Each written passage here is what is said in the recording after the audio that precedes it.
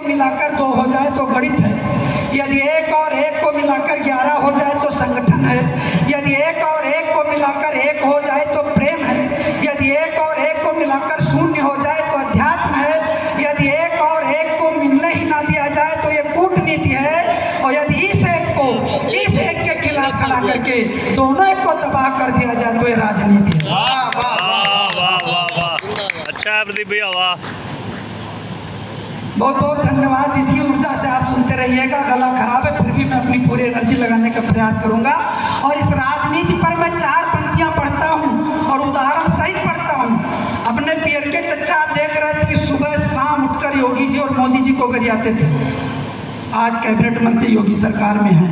तब मैंने 4 पंक्तियां लिखी कि कभी कभी रस्सी को देखो सांप बनाना पड़ता है, कभी कभी रस्सी को देखो सांप बनाना पड़ता है, जिसको जो पसंद हो लॉलीपॉप दिखाना पड़ता है।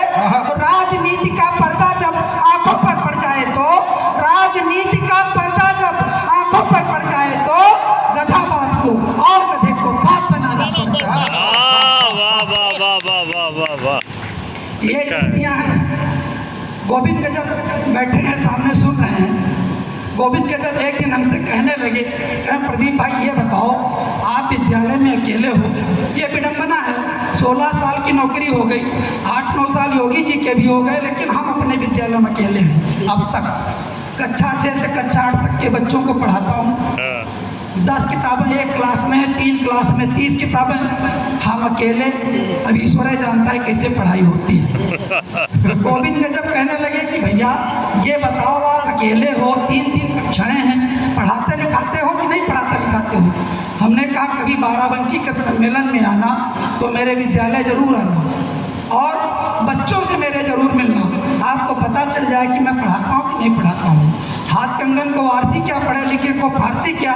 गोविंद गजब एक दिन संयोग से आ गए, हमारे विद्यालय पहुँचे। कहा भैया आपने कहा था कि मेरे बच्चों से मिल लेना। हमने कहा जाके क्लास में चले जाओ, चाहे किसी क्लास में चले जाओ, 6, 7, 8 जिसमें मन करे। गोविंद गजब चले गए एक क्लास। इन्होंने सोचा कि अगर बच्चे कुछ नहीं बता पाएंगे तो जाके शिकायत करूंगा कितनी सैलरी लेते हो, क्योंकि हम लोगों की सैलरी सबकी आंख में बहुत खटकती है। तो कहा इतनी सैलरी लेते हो, शिकायत करेंगे, और हमको अपनी सैलरी जस्टिफाई करनी थी। अब ये पहुंच गए क्लास, बच्चों से कहा कुछ पूछे बताओगे? बच्चों ने कहा बिल्कुल बताएंगे। इन्होंने पहले क्वेश्चन कहा बताओ गंगा नदी कहाँ बहती है? बच्चे ने कहा गंगा नदी जमीन पे बहती है। अब ये डांटने लगे कि ये कौन सा उत्तर हुआ, ये बताओ नक्शे में कहाँ बहती है? कहे आप अजीब प्रश्न पूछते हो। अरे भाई नदी नक्शे में बहेगी तो नक्शा गल नहीं जाएगा। देखिए बात आप तक पहुँच रही तो तालियां भी मेरे पास तक आनी चाहिए।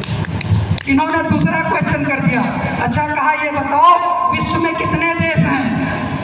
बच्चे ने कहा 1। अब ये डांटने लगे बेवकूफ हो, तुमने कोई और देश का नाम नहीं सुना?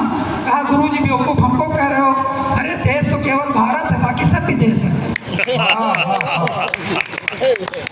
लेकिन अब पढ़ा लिखा व्यक्ति मंच का संचालन भी करते हैं, हार कहाँ मानने वाले थे। इन्होंने कहा अंग्रेजी पढ़ाई गई कि यहाँ पढ़ाई गई, कहीं ट्रांसलेशन पढ़ाया गया कि यहाँ पढ़ाया गया। अब टेक्निकल क्वेश्चन इन्होंने कर दिया। कहा अनुवाद करो अंग्रेजी में कि रहीमन चुप हो बैठिए, देख ही दिनन के फेर, और जब अच्छे दिन आई हैं बनत न लागी देर। अब दोहा और चौपाई की ट्रांसलेशन कौन पढ़ाता है? गोविंद गजब ने सोचा कि फंसा देंगे, लेकिन वो महाजन के पढ़ाए हुए बच्चे थे। आप यकीन मानिए जो जवाब दिया, अगर वो जवाब आप तक पहुंच जाए तो आप बताइएगा कि आप बैसवारे की धरती से हैं और आप तक जवाब पहुंचा है। बच्चे ने कहा कि Rahiman sit silently. Sit silently, Rahiman चुप हो बैठिए। Rahiman sit silently watching badly days, betterment when comes then making never delay. बहुत अच्छे। अब इनको लगा कि बहुत कठिन काम हो गया है फंसाना। इन्होंने एक आखिरी क्वेश्चन बच्चे से कहा कि एक क्वेश्चन और पूछता हूँ, अगर उसका जवाब दे लिया तो मैं मान लूंगा कि आपके मास्टर साहब बहुत अच्छा पढ़ाते हैं। कहा यमक अलंकार की परिभाषा बताओ। बच्चे ने कहा अगर किसी वाक्य में एक ही शब्द एक से अधिक बार आए, उसके अर्थ अलग अलग हों, तो वहाँ यमक अलंकार होता है। उन्होंने कहा वेरी गुड, अच्छा कोई उदाहरण बताओ। बच्चे ने कहा अगर उदाहरण आप तक पहुंचे तो आप सूचित कीजिएगा। बच्चे ने कहा कि उत्तर प्रदेश में कोई धरना इसलिए नहीं होता है क्योंकि उत्तर प्रदेश की पुलिस ऐसी जगह धरती पढ़ाने लायक नहीं रह जाते। इनको मानना पड़ा कि मैं बड़ी मेहनत से पढ़ाता हूँ।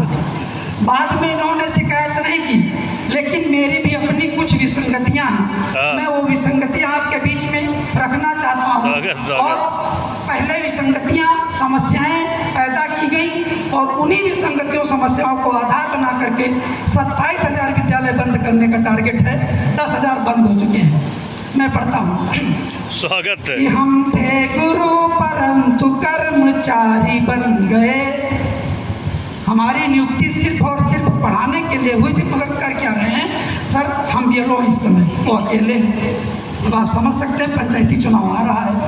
हम थे गुरु परंतु कर्मचारी बन गए, 100-200 को सिखाने में मदारी बन गए। हमको ही एमडीएम का रखना है बढ़ता ध्यान, हमको ही एमडीएम का रखना है बढ़ता ध्यान।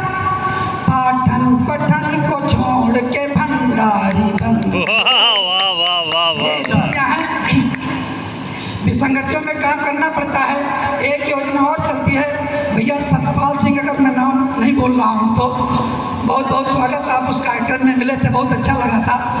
तो मेरी अपनी कुछ समस्याएं हैं। प्रत्येक बुधवार को प्रत्येक बच्चे को 150 ml और जूनियर का बच्चा है तो 200 ml दूध दिया जाता है। लगता है भाई साहब बेसिक शिक्षा जुड़े हुए हैं, बहुत अच्छी तरह समझ रहे हैं मेरी बात। तो ये समस्या मंगलवार से अध्यापक को सताती कि दूध की व्यवस्था कहाँ से करें। आप बाजार गए, दूध लेकर आए, दूध मिलावटी हुआ। अगर कोई बच्चा दूध पीने के बाद बीमार हो गया तो बुलडोजर भले न चले, लेकिन मास्टर साहब जेल जरूर चले जाएंगे। किसी दूध वाले से कहो तो कहता मास्टर साहब सप्ताह में एक दिन दूध देने का क्या मतलब, पूरा महीना आप लोग तो हम दें। अच्छा भाई भी भैया, टेक्निकल प्रॉब्लम ये है कि अध्यापक दूध दे नहीं सकता, लाना तो उसको बाजार ही पड़ेगा ना। तो इस समस्या का समाधान हमने खोजा, वो समाधान आपके बीच में रखता हूँ कि निजी कार्य की हर योजना अब टालनी होगी, निजी कार्य की हर योजना अब टालनी होगी, और धूल पशु बाजारों की खंगालनी होगी। बच्चों को मिले शुद्ध दूध, इसलिए मित्रों बच्चों को